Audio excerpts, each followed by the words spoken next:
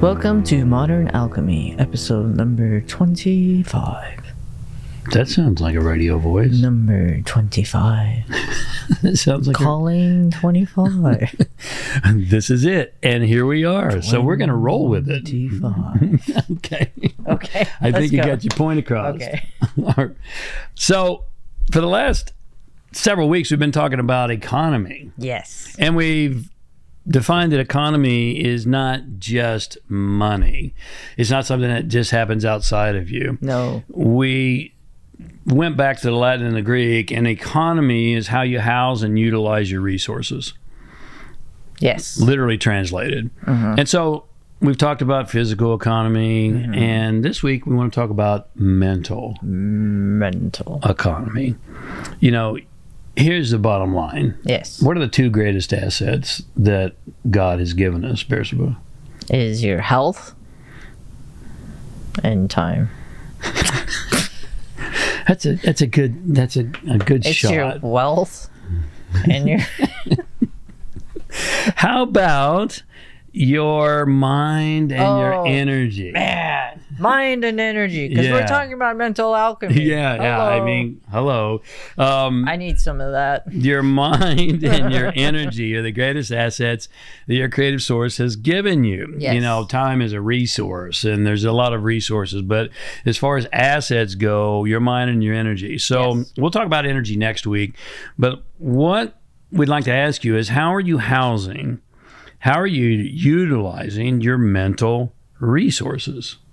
Because every single thing is either appreciating or it's depreciating. That's right. It's either moving forward or it's Holding you back. holding you back. So think about your home as an example for just a moment.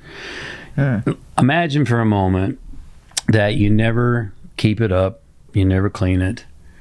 You allow garbage to pile up all over the place. Oh, yeah.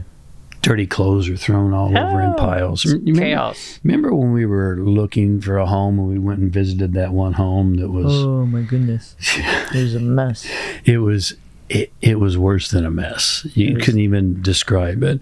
And obviously it was unfortunate for the owner because we were not interested. I don't care how amazing the home was. We couldn't see past all the clutter. True. And all the dirt and all the mess. And so how often, if we're not careful, are we doing that with our mind? You know, are you depositing things into your mind that are appreciating your greatest asset? So what kind of things could we deposit into our mind that would cause the mind to appreciate versus depreciate?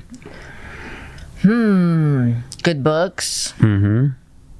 Definitely. Stop watching movies. Talk some more about that, because we used to love movies. I would say not, in totality, because there are some movies out there that are pretty great movies. Very few. But stop watching things that that's nothing but like especially horror flicks. It's like chaos and mayhem and people dying and getting blown up, and it's... We just won't watch it. Yeah. Here's a question to ask yourself. Are you watching something just to watch something? Because a lot of people... Yeah, don't do that. No. I mean, our life... How did our life change when we stopped watching? Because we had that experience, watching something just to watch something. Yeah, I mean, you come out of this like zombie mode of just sitting there and doing nothing into actually having some life and feeling alive and having some room for other things to come in, like inspiration and motivation, or else you just you sit there and you rot away, literally. What we've noticed, and this applies to movies, it applies to Netflix, it applies to social media. What are you doing with your mind? What are you putting into your God-given asset from an economical perspective to house it and to utilize it appropriately? And what we notice now is we become uber sensitive when we watch some things that are just even kind of mediocre. We feel the difference. Oh, for sure. for sure. You know, I mean, the fact is everything in this universe is energy, according to physics as well as mysticism. And there's an energy vibe coming out of that television. And there's an energy in the movie that you're watching. There's an energy in all the media that you're watching. Or the music you're listening to. Good point. Or the books you're reading, or what you're looking up on internet, or what you scroll through on social media. Everything. Anything and everything that goes in. You need to be careful. And you've heard the old adage, I'm sure, garbage in, garbage out. Garbage out. Yeah. And we've dramatically changed the kind of music that we listen to. Oh yeah. I used to be a hard rock fan. I grew up with hard rock and Bersabeh. Grew up on everything. Grew up on everything. Hard rock, rap, hip hop. Yeah. And now, you know, sometimes techno.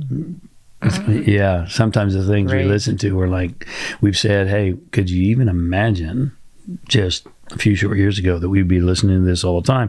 But the point is this, is that when you're reading good books, they stretch your mind. Mm-hmm. When you are doing things that cause you to think, you grow. Mm-hmm. And you're investing in one of the greatest assets, which is your mind, that God has given you. And so think about these. These things and more are your practice of the economy of mental alchemy, and to continually grow your asset and to continually grow the quality of your life. That's and right. It'll make a huge difference for you. Yes, your mind is the matrix of all your matter.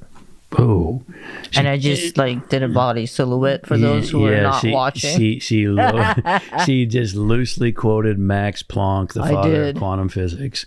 So anyway, maybe we should just end there. Say that again, and we'll just put an emphasis on it. You can't say it again. Yes, I can. Your mind is the matrix of all your matter. Yeah. And if you don't invest in your mind, it won't matter.